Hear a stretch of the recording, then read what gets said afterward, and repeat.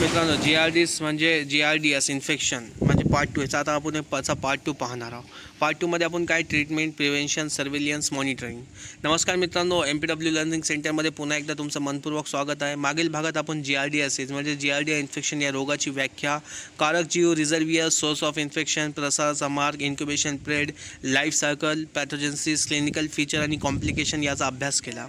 आजच्या पार्ट 2 मध्ये आपण diagnosis, treatment, prevention, surveillance, monitoring, outbreak investigation आणि MPWची भूमिका सविस्तर समजून घेणार आहोत. तर चला मित्रांनो सुरू करूया. सगळ्यात अगोदर आपण डायग्नोसिस बघू. याचे डायग्नोसिस काय आहे म्हणजे याचे निदान कोणकोणते आहेत.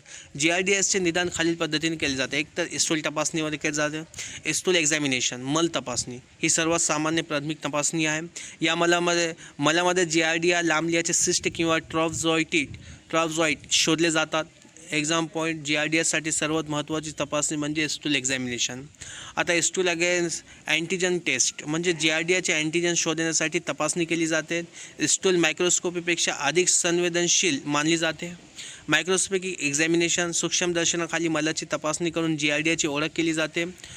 डोडेनल ॲस्पायरेट आणि एंडोस्कॉपी विशेष परिस्थितीत लहान आतड्यातील नमुना घेऊन तपासणीसाठी केली जाते. नियमितपणे केली जात नाही.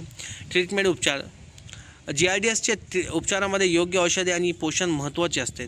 मेट्रोझाईन म्हणजे हे जे आहे तर हे औषधे आहे. मेट्रोनिडाझोल, टेनाडोझोल, नायट्रोझाईन, ORS म्हणजे सगळ्यात महत्त्वाचं आहे. ORS म्हणजे ओरल रिहायड्रेशन सोल्युशन. जुलाबामध्ये होणारे निर्जलीकरण टाळण्यासाठी ORS द्यावे. न्यूट्रिशन सपोर्ट भरपूर द्रवपदार्थ द्यावेत. हलका व पौष्टिक आहार द्यावा. गंभीर मालन्यूट्रिशन असल्यास योग्य पोषण द्यावे. प्रिव्हेन्शन आणि प्रिकॉशन अँड कंट्रोल हे थर्ड पॉईंट आपण बघूया. आता prevention, precaution and control. GRDS टाळण्यासाठी खालील उपाय महत्त्वाचे आहेत. सेफ ड्रिंकिंग वॉटर, उकळलेले किंवा शुद्ध केलेले पाणी पिणे, दूषित पाणी टाळणे. आता सगळ्यात महत्त्वाचं आहे मित्रांनो हँड वॉशिंग. हात स्वच्छ धुवावेत. जेवणापूर्वी, शौचालयानंतर, अन्न तयार करण्यापूर्वी. फूड हायजीन स्वच्छ ताजे अन्न खावे. अन्न झाकून ठेवावे. फळे भाज्या स्वच्छ धुवावेत. Personal hygiene. आता पर्सनल हायजीनमध्ये आपण बघूया. नखे स्वच्छ ठेवीत. वैयक्तिक स्वच्छता राखावी. मुलांच्या स्वच्छतेसाठी सवय लावावी. स्वच्छतेचे सवय मुलांना लावावेत. हे पर्सनल हायजीनमध्ये झाले. आता मित्रांनो सॅनिटेशनमध्ये आपण बघूया. पण सॅनिटेशनमध्ये सगळ्यात महत्त्वाचं आहे उघड्यावर शौच करू नये. शौचालयाचा वापर करावा. परिसर स्वच्छ ठेवावा. आता मित्रांनो हेल्थ एज्युकेशन. लोकांना माहिती द्यावी. सुरक्षित पाणी वापरणे, हात धुण्याचे महत्त्व, स्वच्छ अन्नाचे महत्त्व, जुलाबाचे त्वरित उपचार घेणे. पुन्हा मित्रांनो सर्व्हिलियन्स. आता ह्याचे रोग देखरेख आपण करणार आहे. सर्व्हिलियन्समध्ये आपण काय सर्व्हिलियन्स म्हणजे रोगावर सतत लक्ष ठेवणे. यामध्ये नवीन रुग्ण शोधणे, संशयित रुग्णांची नोंद करणे, प्रयोगशाळेचे अहवाल तपासणे, उद्रेक ओळखणे, वरिष्ठ अधिकाऱ्यांना माहिती देणे. आता ह्याची मॉनिटरिंग काय आहे.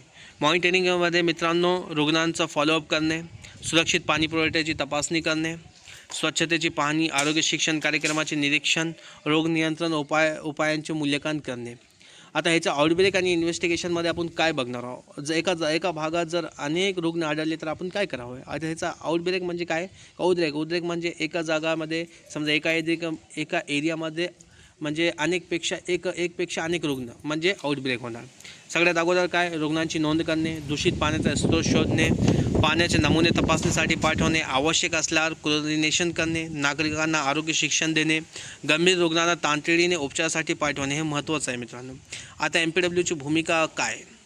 MPW म्हणून खालील जबाबदाऱ्या महत्त्वाच्या आहेत. संशयित रुग्ण शोधणे, रुग्णांची नोंद ठेवणे, ORS विषयी मार्गदर्शन करणे, सुरक्षित पाणी वापरण्यास सांगणे, क्लोरीन गोळ्याचे वितरण गरजेनुसार, आरोग्य शिक्षण देणे, पाणी पुरवठ्याची तपासणी करणे, उद्रेकाची माहिती वरिष्ठांना देणे, फॉलोअप भेटी घेणे, रोगप्रतिबंधक उपायांची अंमलबजावणी करणे.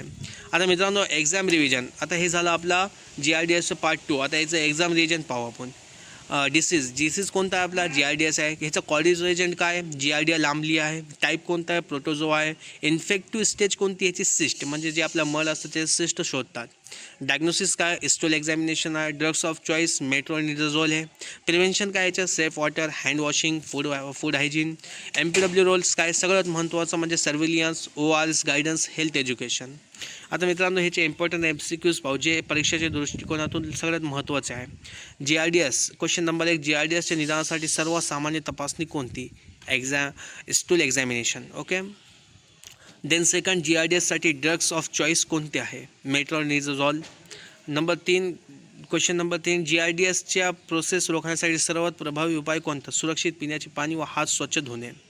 GRDSमध्ये संसर्गजन्य अवस्थेत कोणती आहे? सगळ्यात महत्त्वाचं म्हणजे सिस्ट, म्हणजे आपल्या जे मळ असतं त्याच्या सिस्ट आपल्याला ओळखायचा असतो. MPWची महत्त्वाची जबाबदारी कोणती? आता MPWची महत्त्वाची जबाबदारी सर्वेलियन्स, हेल्थ एज्युकेशन, ORS विषयी मार्गदर्शन करणे. आज आपण GRDS म्हणजे GRDI इन्फेक्शन या रोगाचे diagnosis, treatment, prevention, surveillance, monitoring, outbreak investigation आणि MPWची भूमिका सविस्तर समजून घेतली आहे. यासह GRDS हा विषय आरोग्य विभाग भरती 2026च्या अभ्यासक्रमानुसार पूर्ण झाला. पुढील वॉटरबॉर्न डिसीज सिरीजमध्ये आपण सगळ्यात महत्त्वाचा फूड पॉयझनिंग म्हणजे फूड बॉर्न डिसीज हा अत्यंत महत्त्वाचा डिसीज आहे.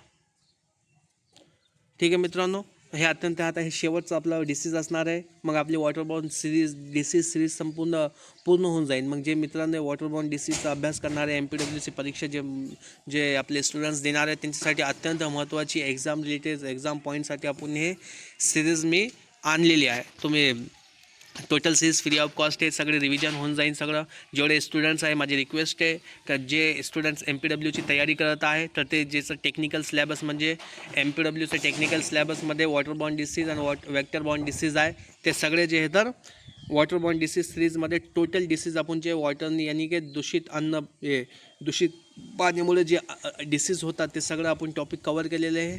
त्यामुळे मित्रांनो तुमचा हे जेवढे व्हिडिओज तुम्ही बघताय व्हिडिओ बघितल्यानंतर त्याचं काय करा, नोट्स तुम्ही काढा, शॉर्ट नोट्स तुम्ही तयार करा. जेव्हा आपण व्हिडिओ प्ले केले ना तर एक पॉईंट आपला महत्त्वाचा आहे. नंतर तुम्ही काय करा, शॉर्ट रिव्हिजन त्याचं करा. जेवढे व्हिडिओज तुम्ही जेवढे म्हणजे बघता, जेवढे बार आपण तुम्ही व्हिडिओज बघता तेवढे तुमचं रिव्हिजन होऊन जाईल. तोपर्यंत मित्रांनो भेटूया पुढच्या लेक्चरमध्ये. तोपर्यंत धन्यवाद. थँक्यू.